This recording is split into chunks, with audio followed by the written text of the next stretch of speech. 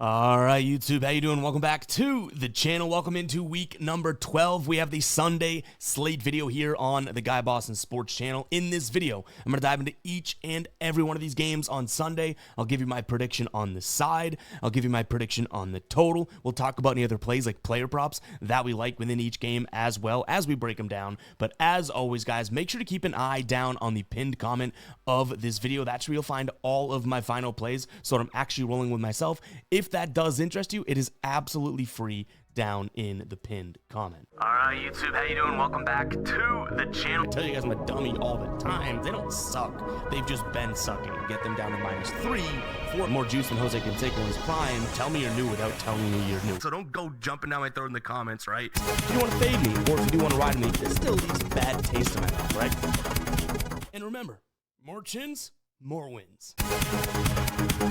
Now, real quick, before we do dive into these games, we had talked last week, right, on this very same video, the Sunday slate video, and I was saying we had only had 2 losing Sundays through the 10 weeks, and I had mentioned, guys, I'm probably jinxing it. Well, guess what?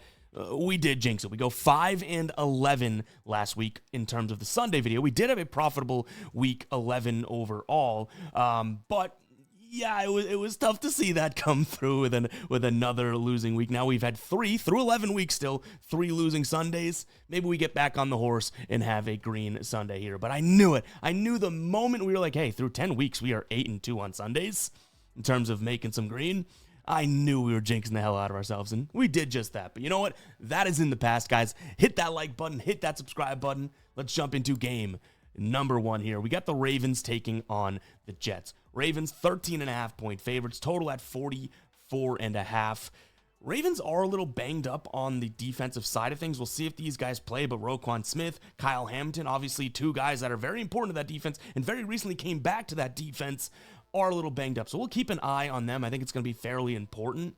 But, you know, this Jets team, no bueno, right? Now Tyrod Taylor is getting the start. Maybe that gives them a little bit of life, but I still think that the Ravens are the far better team, and the spread indicates that at 13.5-point favorites. I do lean Ravens in this spot. I think that they'll rely on Derrick Henry plenty, and I really don't envision this Jets defense in terms of the rushing defense stopping him. They're allowing just about 131 yards per game to their opponents, 4.5 yards per carry. Nothing too spectacular there. So Ravens squad, that's averaging 5.2 yards per carry. So give me the Ravens in this one. I don't mind the over either. I had mentioned how, you know, this Ravens defense is a little banged up, and those guys being out, those specific 2 that we mentioned, like when they're out, we've seen this Ravens defense kind of stink out loud, and that led for them missing a lot of games to them being like the 8th worst defense in terms of a points allowed per game perspective, right? So I don't mind Tyrod Taylor in there with a little juice saying, hey, let's turn things around, even though we know there's probably no chance things get turned around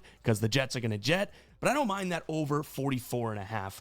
We'll keep an eye on, obviously, those injuries because I like it a little bit less if Smith and Hamilton are both playing. Now, from a player prop perspective, I have 2 spots that I do like in this one. First and foremost, I had mentioned it, and we talked about it on H2H, the show that I do with Tassos, in which we go head-to-head each and every week, hence the name H2H. But I like Derrick Henry over 16.5 rush attempts. We got that in at -122. You're going to have to look at 17.5 now, but I still really don't mind it if you get it there. This can happen multiple ways. If the Ravens are rolling, boom, he's going to get his carries, right? They have a lot of success on the ground, and he's been even better since Lamar Jackson's come back. He's hit this in 4 straight games. If the Ravens pull away, they're going to want to chew clock and obviously run the ball out. So I think there's multiple ways Henry gets his in this spot.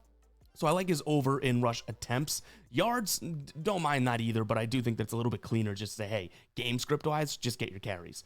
Nick Folk on the other side of things, +111 for over 5.5 kicking points. You can even get a little bit riskier, over 1.5 field goals made, +144 right now. Those are 2 spots that I'd look. I don't think that this is going to be a really good, red zone offense from the Jets. Right now, they're 23rd in the league, and I'll give the Ravens a little bit of credit. They're middle of the pack, 15th, so just above middle of the pack in terms of red zone defense. Maybe Nick Folk, their drives get stopped and he has to kick a couple field goals. He's only not hit this, and I think it's like 2 of the 10 games so far this season. Next up, we have the Steelers in Chicago facing the Bears, and this is a tough one because both of these teams have quite literally been like up and down all year long, right? Now, I don't mind the idea of Aaron Rodgers as an underdog, Mike Tomlin as an underdog. But this Bears team, they've found a way to pull out some tough wins, whether they're, scrounging one out like they did last week against Minnesota, or they put up 47 against Cincinnati. They are finding ways to do it, but I do think that this Pittsburgh team's defense is what will be highlighted in this game. Now, this is a Bears squad that kind of, to my surprise and maybe your surprise, has the second-rated running game in terms of yards per game and fourth when it comes to rushing yards per carry. The Steelers' run defense realistically hasn't been the issue this season. Has it been great? No. Their pass defense has been the issue, and even that might be getting a little bit better. But if you take away the run game and DeAndre Swift from this team, you put the ball in Caleb Williams' hands, and for a defense that has the second highest turnover rate right now, they're second in the entire league, I don't mind the idea of Caleb Williams making an oopsie or two. You know what I mean? So I'm going to lean towards the Steelers in this spot. I also don't mind the idea of an under. I'm still a little wishy-washy on this offense overall. I was a little bit higher on it a few weeks back. And yes, the Steelers team has put up some decent point totals in games, but the Bears are going to play a ton of man, and Aaron Rodgers, at this point in his career, has really struggled against man, as has Caleb Williams, and the Steelers play a lot of man. So I do lean towards the under. Maybe we can even kind of combine those two spots and look at a Chicago team total under. One of our better looks last week was Pittsburgh against Cincinnati. Cincinnati, this offense that was hooting and hollering, and we said, hey, let's take the under on their team total. Cincinnati put up 12 points in that game. I think the Steelers' defense is going to get better and better. I've been saying that for weeks. It's a little late now in week 12, but I don't really think that this Bears offense is going to go off on them. Flash forward to the Bears putting up nearly 100 points. But I still think it's a decent enough look. So give me the Steelers as well as the under. No player props as of right now, but as always, keep an eye on the final plays. I failed to mention, and it's obviously important, Aaron Rodgers questionable, Jaylen Warren questionable, so keep an eye on the injury report in this game. All right, before we do move on to the rest of the games here, I want to talk to you guys about Prize Picks.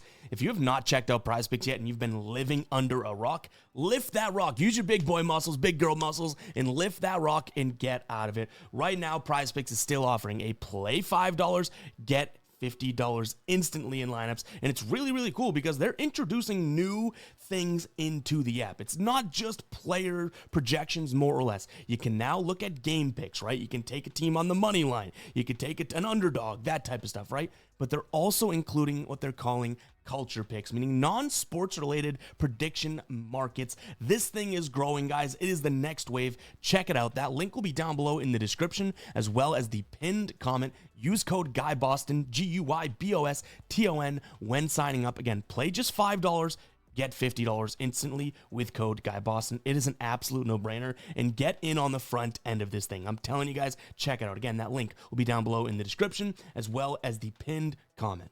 All right, next up, we have what I'd consider an interesting one. Yes, it's a 7-point spread, total way up there, 51.5, but we're still waiting to see if Joe, at least the time of recording, we're waiting to see which Joe is starting for the Bengals. Is it going to be Joe Flacco, who, by the way, is even questionable himself in this matchup, or is it going to be time for Joe Burrow to potentially return? So that's obviously going to greatly impact how we look at this game, but I still will start with the Patriots team total. I think that's going to be a decent look from us this week, regardless of if Joe Flacco plays or Joe Burrow plays. This is a bad Cincinnati offense. We do know, bad Cincinnati defense. Let's make that very clear. We do know that. In terms of them in their last few weeks, right, last 4 weeks, 31 to Pittsburgh, 39 to the Jets, 47 to the Bears, and 34 to Pittsburgh. On the year, they are allowing the most points per game, allowed 33.4 to their opponents. At home, 36.2, and in the last 3 games, 40 points per game to their opponents. I don't mind the Patriots scoring some points here. Now, I've said all along, and I've been proven wrong, which is great as a Patriots fan. I've said all along, at some point, things aren't going to be as perfect as they've been for the Patriots, right? They're going to stub their toe at some point, but I don't mind them going out there and, scoring 27 points or something like that. In terms of a side, yeah, I mean, I think that if Joe Burrow, even if Joe Flacco plays, there could be some movement with the ball on the offensive side of things from the Bengals, but I don't think they're going to be able to run the ball whatsoever. This is the best, and I'm a Patriots fan, so maybe I'm a little biased here, but the best rush defense in the entire league, and guess what they're best at? Defending the man run scheme. guess what the Bengals do more than any team in the entire league when they run the ball? They do not run the ball often, but when they do run the ball, they run the man. So if it's going to be a one-dimensional team, I'll leave it up to Mike Vrabel and the coaching staff to be able to scheme against whether it's Flacco or Burrow to get the job done. So I'm going to lean Patriots minus the points, but I don't mind, maybe the first half or at some point, some points coming in, especially if I do think that this Patriots team could score a decent amount of points. I do think that the passing defense has some flaws and have some weaknesses. So as much as I trust the coaching staff to stop the run, I still think that we could see an over here. Does that make sense? In terms of where we go from a player prop perspective, yeah, I really don't mind the idea of taking a peek at, like Chase Brown's unders or something like that. I don't think they're going to have too much success on the ground. And if you do want to look at Chase Brown in this one, his rushing yards line is 55.5. It's a decent time, in my opinion, to look at it under. He's had 173, 37, and 99 in his last 4. Last time he played the Patriots, he had 11 rushing yards. Now, that was only on 5 attempts or something last year. Obviously, it's his backfield now, so that is worth considering. But again, this is a Patriots team that has the number 1 rated defense in terms of rushing yards allowed per game. And it's not like P. Ryan's going to come in and mix much up, right? Give me his unders here in this spot. All right, I guess we have somewhat of a lopsided one here. As one might think, we have the Lions taking on the Giants. Right now, you can find anywhere from a 12.5 to 13-point spread. Lions 3-1 at home this year. Obviously, they came off of probably their worst-looking game, and that's including that opening game against Green Bay. Their worst-looking game offensively, for sure, against Philadelphia. Jared Goff couldn't do anything. It was pretty damn rough. But this is a Giants squad that what can we truly expect? Now, Jameis Winston as the quarterback may give you some life. I mean, he threw for 200 yards and an interception last week against, they play Green Bay, but I don't know if he does anything spectacular in this one. 12.5 points probably does seem like it's a decent enough look. This might be a good spot for, if you have have some fun additional action on a Sunday with some of the favorites in terms of a money line parlay. Maybe that's where I'd include Detroit, because I am a little weary that they've lost 2 of their last 3. They should have beat Minnesota. They definitely could have beat Philadelphia, but did not look good offensively. I still think this is one of the best teams in the entire league, and they have a week to prove it now. They're at home against one of the worst teams in the league. But let's not act like it didn't happen. You know what I mean? What if that offense is starting to slide or something like that? 12.5 points is a lot. But again, I can't get myself to drop the cojones on the table and say, hey, let me lean towards the Giants. No, it's going to be Detroit for me. In terms of the total, maybe a Detroit team total over, a good bounce back opportunity for their offense, right? New York, if we just read off some of their last 5 games in terms of the points allowed. 27 in Green Bay. Remember, Green Bay's offense, much like Detroit's heading into this one, had a couple sluggish weeks, right? Chicago, 24 against them. San Fran, 34. Philadelphia scored 38 on them. Denver, not exactly the best offense, scored 33 on them back in mid-October. So I like Detroit Lions here in terms of them scoring a decent amount. It depends on what you can get that number at, though. From a player prop perspective, so if we look at this Giants defense, right, they're real bad against the run. And you might think, okay, I'm going to immediately go to Gibbs, which, I don't knock it if someone likes that idea. I think I would pivot to someone like Montgomery. If David Montgomery has the volume that I think he's going to have, we could easily see him kind of cruise over his line. That's just 52.5. He's only done it in 4 games so far this year, but it was in a blowout against Chicago. That was earlier in the year. It was in a decently blowout-ish game against Cincinnati, and it was in a blowout against Washington, right? These closer games, yeah, sure, they're leaning on Gibbs a little more, which makes a ton of sense. But in a blowout, you get plus money right now on Montgomery's rushing yards. They might not want, Gibbs is their premier back, and we know that. He's one of the best in the league. In a blowout, you want someone to eat carries? Gibbs, find the bench, stay healthy. Montgomery, go in there and bowling ball around. So that might be something that we consider as well. Real quick, guys, if you guys are enjoying the video, make sure to hit that like button and hit that subscribe if you are new. Turn on the notifications as well, because we are going live on the channel more and more. We still do not have a confirmed and consistent live schedule, but if you want to get in there, chop it up with the chat, chop it up with me, and we read all the chat. Make sure to have those notifications turned on so you do not miss those live streams. And also, if you're watching on mobile, there is a new feature on YouTube, hyping the video. Hype this video, do us a favor. Really do appreciate everyone that tunes in on a week-to-week basis, and or if it is your first week tuning in. Really do appreciate you being here. Let's jump back into these games. Green Bay taking on Minnesota. This is a very interesting one. Now, you have pretty much the entire Green Bay offense questionable. I mean, especially skill positions. Jacobs questionable, Watson questionable, Dobbs questionable, and Matthew Golden, rookie, questionable, right? On the other side of things, yeah, things are looking okay, right? JJ's clearly good to go and all that stuff. Justin Jefferson's good, Addison. So they're fairly healthy, all things considered. Where do we go in this one? This is what I would consider, a look for like a battle of the defenses in a sense, because I don't trust either one of these offenses as far as I can throw them. And I consider myself fairly strong, but these are big NFL players. I can't throw them that far. So I don't trust them all that much to begin with, regardless. So I'm going to lean under. 41.5 is obviously somewhat of a low line, but we've seen Green Bay put up, 2 of the last 3 weeks, 13 or less points, right? Minnesota has scored less than 20 points in 2 straight weeks. That was against Baltimore's defense and Chicago's defense. This is by far and away, out of their last 2 games, and this being the third, the best defense they've seen.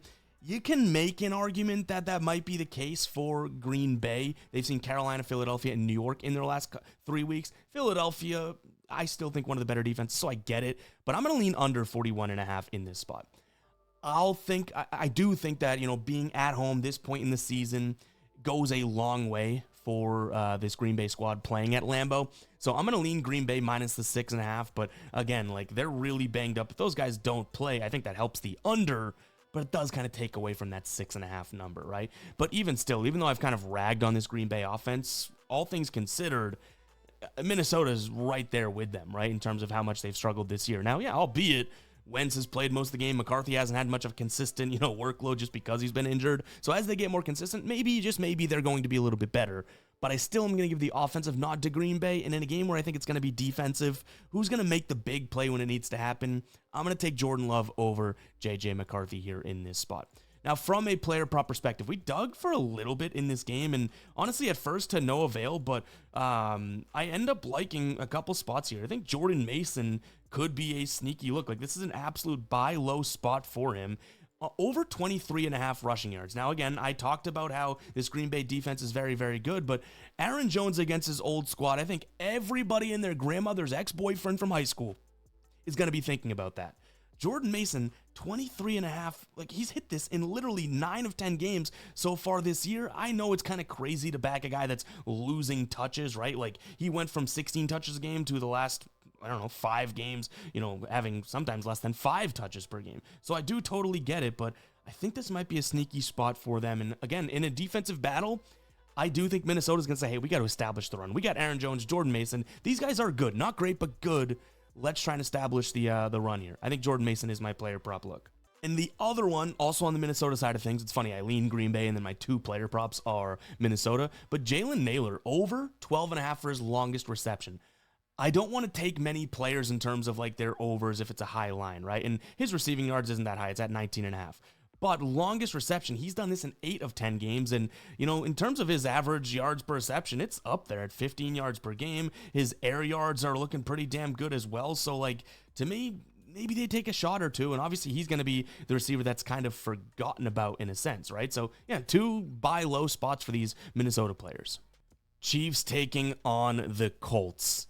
This will be a good game. I think we know that, right? And it's all eyes on this game because are the Colts real? Or, not that Kansas City this year truly should be the determining team on, whether or not a team's real when they play them or not. But are they real or are they frauds? Mahomes versus Daniel Jones. There's a weird passing of the torch there. Now, hold the horses. I'm not trying to say Daniel Jones is the next guy, but 5-5 Chiefs at home off of 2 straight losses, a bye week in between. Going up against Indianapolis, who can't do any wrong in the public's eyes right now, right? This is an interesting one. And also, I should mention, Indianapolis coming off of the bye as well, right? I hate to do it. I'm going to lean Chiefs, guys. I want to get them at -3, but maybe it's just me and the old Patriots mindset, right? Of, they can't be that bad for this long. They're going to bounce back. Maybe the Chiefs truly have hit that cliff and gone boom. You know what I mean? But I still kind of trust Mahomes and Andy Reid, and this is the type of game that those really good teams that are or were dynasty teams usually pull out. And like I said, at home after 2 straight losses, you can almost explain the loss to Denver, right? Oh man, playing in Denver after your bye, even though it was a bye, it's still a tough place to play.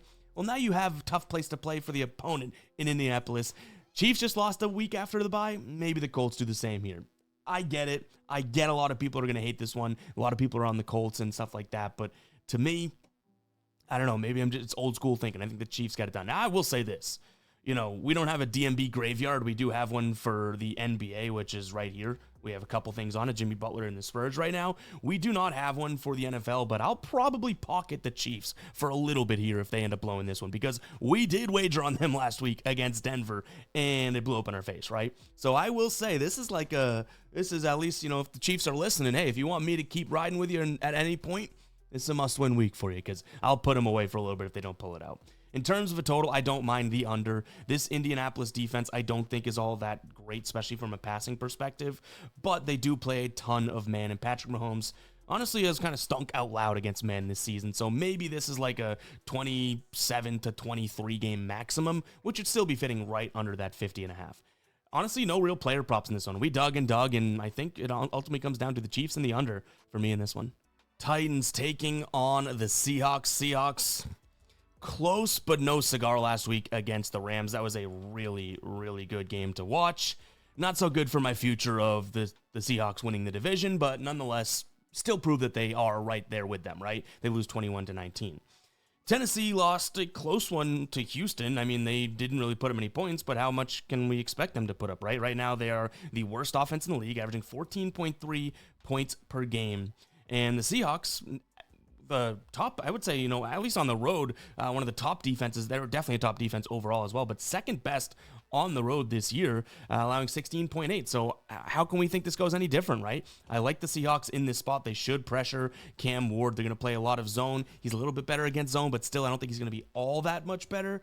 And Sam Darnold's going to see a lot of zone from the Titans. So Seahawks should run away with this one. Don't mind them minus the 12.5. It's a big number, but this Tennessee team, as long as the Seahawks have a decent game points-wise, I don't see where Tennessee's offense comes from. So there's two things we could do there. Three things, I guess. If you like the Seahawks in the spread, send it, right? Maybe the Seahawks team total over, because this is not a very good Titans defense, which it was supposed to be, but they're fourth worst in the entire league in terms of points per game allowed. And on the road, at home, they're allowing it's rounding up to 30 points per game, 29.6.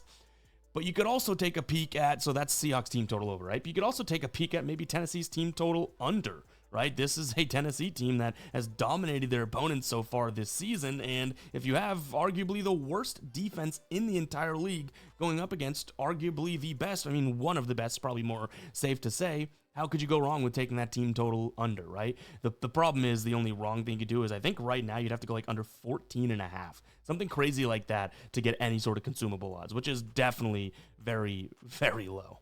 Cardinals taking on the Jaguars. This may be kind of a square take from me, but I'm just riding what I saw out of Jacoby Brissett last week. Right now, this Cardinals team has not been very, very good. But Jacoby Brissett, we had his over 20.5 completions, and he just set an NFL record with 47 completions last week. His line's at 22.5 right now. Still something that I would consider. So it might be a square, it might be greedy to double dip back into that. But we've now hit it a few games in a row. At some point, we were already greedy, and it's still cashing, right? Now, overall, I will say that this is a spot in which, Arizona hasn't looked good. Jacksonville, I guess you could kind of put in the exact same boat, right? No one would claim that they've looked good, but they had one of their best games, at least eye test-wise, certainly box score-wise afterwards, but eye test-wise against the Chargers last week. I was really low in this squad. 35-6 was that final score. They are on the road here. I think that may matter a little bit, but Arizona's just 1-4 at home. So, you know what? I want to get to Jacksonville. If this gets inside 3, I'll say this. Depending on the way this line moves, I think that's the direction I'd lean in. I think this is a very tight game, and Jacksonville minus 2.5 I like, but, Arizona at plus 3.5, I think that they can keep it somewhat close as well. I think I more so lean towards Jacksonville, but yes, on the fence, Ev, reporting for duty, this is a tough one. If you can get Jacksonville money line for any sort of consumable odds, maybe that's something that I consider. I just think that they have more momentum heading into it, and it also kind of correlates to Jacoby Brissett's attempts and completions, right? If Jacksonville's winning, they're going to throw the ball a little bit more. In terms of a total, man, my head is spinning in this one because I don't think either offense is all that phenomenal, but can we really sit here and say that either defense is great? No, right? So I guess I'll lean towards, the fact that I like Brissett. Maybe this is another spot where the Jacksonville offense keeps going. I'll lean slightly to the over. Raiders taking on the Browns. I mean, what are we doing here? These types of games, it would serve a lot of people, probably a lot more entertainment, and some of the players playing less injuries if we just said, hey, these two matchups, we'll put them in a Madden simulation, and however that game finishes up, we'll mark that on your record. Raiders, Browns, yikes. Let me talk a little Shedeur Sanders for a second. Now, we talked about this on H2H, Tassos and I did. I'm not a big Sanders fan. I'm also not a big hater. Like, I'm more of a, let's just see what he turns into. Let's see what he does. Now, he's getting ragged on for his performance when coming into the game against Baltimore last week. Rightfully so, but we need to temper things a little bit, right? Like, take a step back. That was a game in which there was wind. It was just crappy out. Lamar Jackson had multiple interceptions and threw for less than, I forget how many yards, but barely any passing yards in that game. 14 of 25, something like that. His numbers weren't much better than Shedeur in this small sample size. So before we make total judgment, let's think about that, right? One of the best quarterbacks in the league also stunk out loud in that game. Maybe there were some factors there weather-wise that didn't really cooperate with the quarterback throwing the rock. Not really loving Shedeur. I still don't like my pick in this game, but I do lean towards the Browns plus a 3.5. Not nearly because it's a look at, Shedeur. I don't think that's going to be the case. But this Browns defense is legit, right? Really good on the ground, really good even just through the air. Now, they look better through the air in terms of how much they've allowed per game because they've been losing a lot of games, so teams are running on them. But still, I do think that this is a spot in which we can look at them. Plus 3.5, a key number there. It's what I lean towards. Total at 36.5. Maybe it's just a Raiders team total under that we take a peek at here. I can't sit here and be like, oh, this Browns offense is going to look all that great. And honestly, the best part of the Raiders has been their defense to some degree, right? And Geno Smith, I will give you, if you do like the Raiders today and you're a total Shedeur hater and want to fade them and all that, they should see a lot of man from the Browns. And guess what? Geno Smith, pretty damn good against man. He stinks against the pressure, though, and this is the number one pressuring team defensively in the Browns in the entire NFL. So all that said, Browns and maybe a team total under for the Raiders. But again, this is like a trash bag game. Dallas taking on Philadelphia. Throwback to the first game of the season, right? 24-20 with the lightning and everything. A lot of what I'm looking at this game follows through with exactly what we saw there. I don't mind the Eagles. I just think that they are clearly the better team, right? And they're beating really good teams. They were 2.5-point favorites in that last one against Detroit. They won by 7. Low-scoring game, but they got the job done. This Dallas defense, though, is so bad that I have to imagine an Eagles offense with Saquon, with Devontae Smith, with A.J. Brown, even though he's running his damn mouth. I think that they put up a decent amount of points here. But I also don't mind Dak attacking the secondary of this Eagles squad. Now, did this team get a lot better, with the trades they made, especially with Phillips? Yeah, but still, Dak Prescott should see decent amount of man. He's got Pickens, he's got seedy good man beaters, and the Eagles, their defense has been just kind of hit or miss all year long. So I'm going to lean over in this spot as well as, Eagles -3. Maybe a peek at Dak in terms of his pass completions. Right now, we just had that up and I misplaced it here. So Dak right now, in terms of his pass completions, I believe it was 24.5. Maybe I have that wrong. Dak pass completions 23.5. Really don't mind that. He had 21 in that first game, and if we do rewind and look back at that game, a whole lot of a big old wrench got thrown into that game after the lightning delays. Dak was dealing in a sense, you know what I mean? So I do think that this is a decent enough spot to consider him. 24 attempts, I like that spot. The Eagles, bottom 10 in the league in terms of pass attempts against, and honestly, their passing defense, right, would be something that I think that we could see some success from Dak. They're the number one passing team in the league, yards per game, going up against a true middle-of-the-pack defense overall. So that's how I'd play this one. I wanted to get to the Cowboys because they're at home. I get all that, but Eagles are just so much superior to them. So far superior. Saints, Falcons. No Michael Penix. No Drake London. Obviously, a really beaten-up team here.